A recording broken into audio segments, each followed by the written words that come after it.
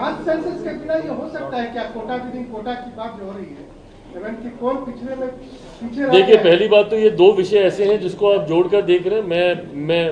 मैं जातीय जनगणना का मैं पक्षधर हूं, पर मैं कतई जातीय जनगणना का पक्षधर इसलिए नहीं हूं कि उसके बाद रिजर्वेशन विद इन रिजर्वेशन के कंसेप्ट को लेकर आया जा सके।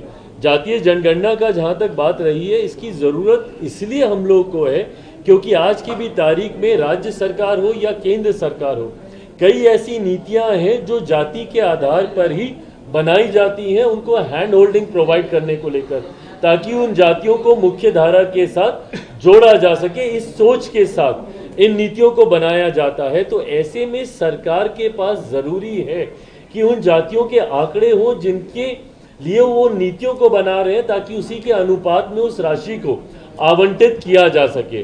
तो बहरहाल, जहां मैं एक तरफ मैं इस बात का पक्षधर हूं कि सरकारों, कई बार न्यायालय भी आंकड़े मांगते हैं कि फलाना जाति की क्या आबादी है, वो आंकड़े जरूर सरकार के पास होने चाहिए। मैं उसको सार्वजनिक करने का मैं जरूर पक्षधर नहीं हूं, बट हाँ, सरकार की अपनी जानकारी के लिए इन आंकड़ों का होना जरूरी है। तेलंगाना सरकार ने इसको हायर कर लिया है सर, कोटा विदिन कोटा में उन्होंने कहा है कांग्रेस से कि हम इसको तेलंगाना में लागू करेंगे।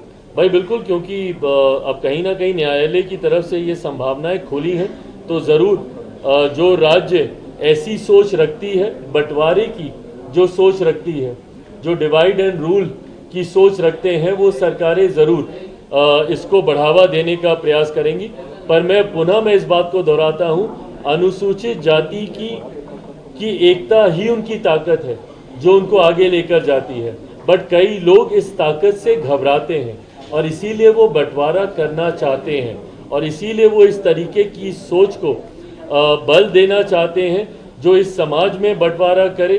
आज की तारीख में मैं पुनः इस बात को दोहराऊंगा, इस समाज का, इस वर्ग का, इस पूरी जमात का, अनुसूचित जाति जमात का आधार सिर्फ और सिर्फ अनटचेबिलिटी है, और ये अनटचेबिलिटी में किसी तरीके के क्रीमी लेयर का कोई प्रावधान नहीं।